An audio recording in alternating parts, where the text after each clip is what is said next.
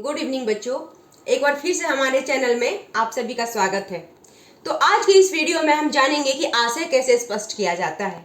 इसके पहले मैंने व्याकरण के बारे में जाना था, संज्ञा सर्वनाम वगैरह, और आगे भी उसके बारे में हम पढ़ेंगे, लेकिन आज हम जानेंगे कि आशय कैसे स्पष्ट किया जाता है। तो चलिए इसको हम आगे लेके चलते हैं। तो सबसे पहले हम ये जानेंगे कि आशय कोई भी कहानी, कोई भी कविता से हमको एक पंक्ति उठा के दे दिया जाता है, जिसमें कि बहुत पंक्ति तो आसान होता है, जिसको बच्चे इजीली समझ जाते हैं, बहुत आसानी से कर लेते हैं। लेकिन कोई कोई पंक्ति ऐसा होता है जो बिल्कुल भी समझ में नहीं आता कि इतना छोटा 2-3 शब्द या 4 शब्द का पंक्ति दे दिया जाता है और उसका आशय स्पष्ट करने बोला जाता है। तो उसमें लगता है क्या कि नहीं, इसको हम कैसे, इसका विस्तार कैसे करें, 2-3 शब्द में इसको हम आगे बढ़ाएं कैसे। तो आज उसी के बारे में हम जानेंगे। तो सबसे पहले जब भी आप आशय स्पष्ट करेंगे या फिर पंक्ति कोई दे दिया जाएगा आपको, जैसे एक पंक्ति है, आज हम छोटा सा पंक्ति तो नहीं ले रहे हैं, लेकिन एक पंक्ति है जैसे सबे सहायक सबल के,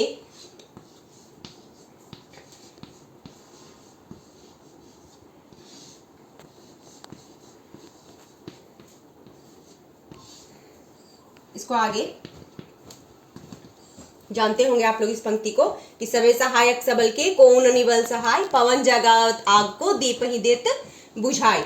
तो इसका अर्थ भी जानते ही होंगे, लेकिन फिर भी अब इसका है कि कैसे हम इसका आशय स्पष्ट कर सकते हैं। तो आशय स्पष्ट करने के लिए क्या होता है ना, कि जब भी हम आशय स्पष्ट करते हैं तो हम जानते हैं कि ये दोहा है, या फिर ये दोहा है तो इसको सभी जान रहे हैं कि ये दोहा से लिया गया है, या कबीरदास के हैं, रहीम के हैं, जो भी है हम लोग जानते हैं। लेकिन अगर कोई कहानी से दे दिया जाता है, किसी कहानी से एक पंक्ति उठा के दे दिया जाता है, तो ये पता नहीं रहता है कि ये कहानी किस कहानी का से ये पंक्ति लिया गया है, इसके लेखक कौन है। तो उसका आशय स्पष्ट हम अगर डायरेक्ट उसका हम लिख देते हैं सिर्फ अर्थ या फिर आशय, तो वो पूर्ण रूप से सही नहीं होता है और उसमें हमको मार्क्स नहीं मिलता है। तो हमको सबसे पहले क्या लिखना होता है कि सबसे पहले हमको लिखना पड़ता है कि ये किस कहानी से लिया गया है या फिर किस कविता से ली गई है ये पंक्ति। उसके बाद हम ये जानेंगे कि उसके लेखक कौन है। जब तक हम ये नहीं लिखते हैं तब तक वो पूर्ण रूप से सही नहीं माना जाएगा। जैसे इसको लिखने का तरीका है कि प्रस्तुत यानी कि जो दिया गया पंक्ति है, प्रस्तुत पंक्ति हमारे पाठ्य पुस्तक यानी कि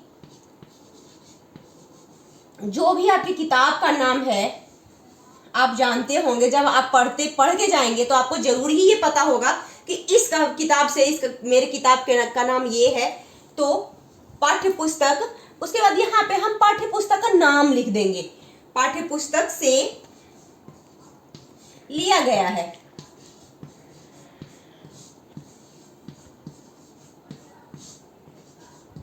फिर हम लिखेंगे कि इसके लेखक का नाम, उसके बाद हम लिखेंगे इसके लेखक का नाम, यानी कि इसके लेखक कौन है।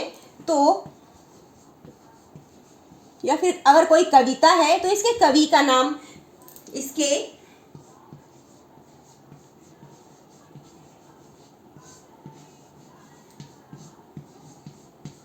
नाम, फिर इसको हम लेखक का नाम, उसके अब इतना तो पता रखना ही होगा कि ये हम किस कहानी से पढ़े हैं, ये पंक्ति किस कहानी से लिया गया है, इतना तो ध्यान में रखना ही पड़ता है। और अगर ये ध्यान में नहीं रहेगा तो फिर ये लिख नहीं पाइएगा। ध्यान में रखिएगा।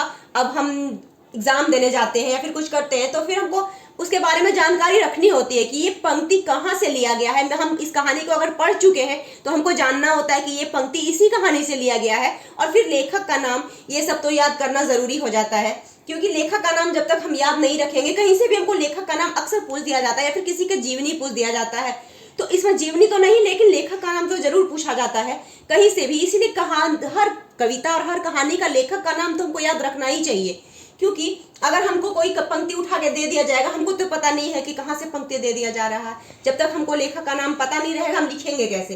तो जब तक हम ये नहीं जानेंगे, अब एग्जामिनर तो ये नहीं जान रहे हैं ना कि हाँ यहाँ पे हम ये कौन सी पंक्ति या क्या अर्थ लिखा है, किस से लिया गया। अगर हम इसको लिखते हैं तो उसको पता चलता है कि हाँ ये बच्चा सही में, ये सही मायने में उत्तर दे रहा है अच्छे तरीके से।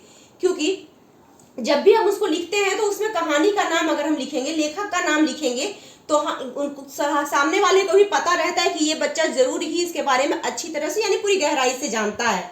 तो इसमें हमको अच्छे मार्क्स मिलते हैं, अच्छे अंक प्राप्त होते हैं। तो इसीलिए लेखक का नाम भी लिखा जाता है। उसके बाद देखिए, उसके बाद हमें लिखना होता है, उसके बाद प्रस्तुत पंक्ति के माध्यम से या फिर प्रस्तुत पंक्ति में भी लिख सकते हैं। प्रस्तुत पंक्ति के माध्यम से लेखक हमें यह बताना चाहते हैं कि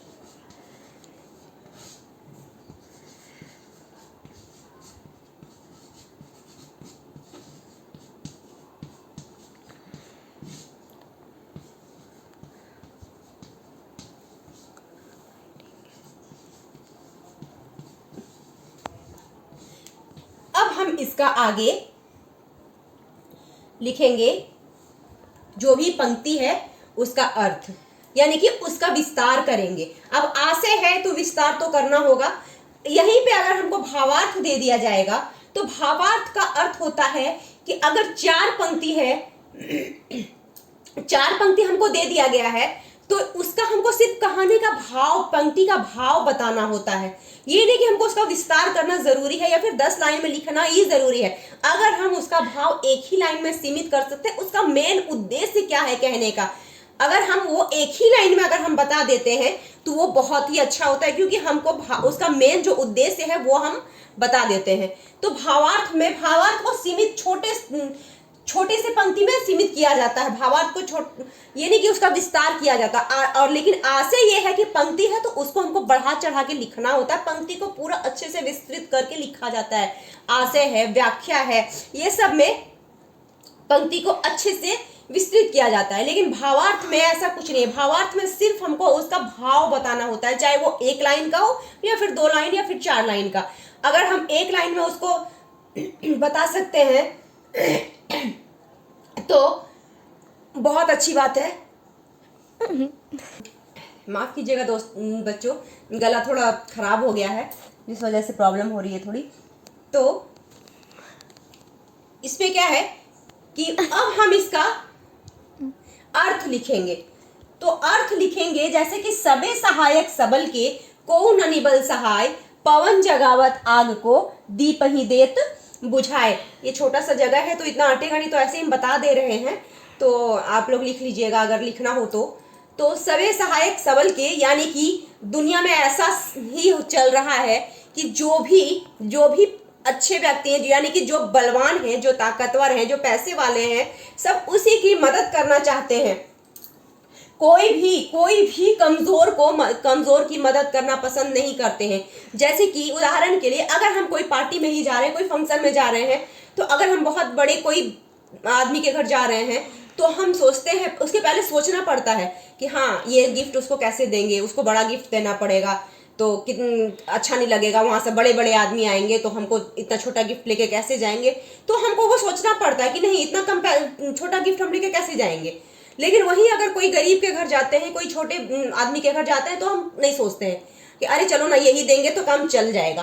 तो इसके लिए तो इसी को कहते हैं कि अगर कोई बलवान है तो उसकी सब मदद करते हैं, लेकिन अगर कोई बलवान नहीं है, कोई निर्बल है, तो उसकी मदद जल्दी कोई नहीं करता। अगर वो गरीबी में है तो अक्सर वो गरीबी में ही जी रहे होते हैं और कोई उसकी मदद करना पसंद जल्दी नहीं करता है। कोई ही होता है जो मदद करता है, वरना जल्दी कोई मदद करना पसंद नहीं करता। सब उसी से दोस्ती करना चाहते हैं जो पैसे वाले होते हैं। इस पंक्ति का अर्थ यही है। जैसे कि पवन जगावत आग को, दीप ही देत बुझाए। पवन भी है, हवा भी है, वो भी आग को ही प्रज्वलित करता है।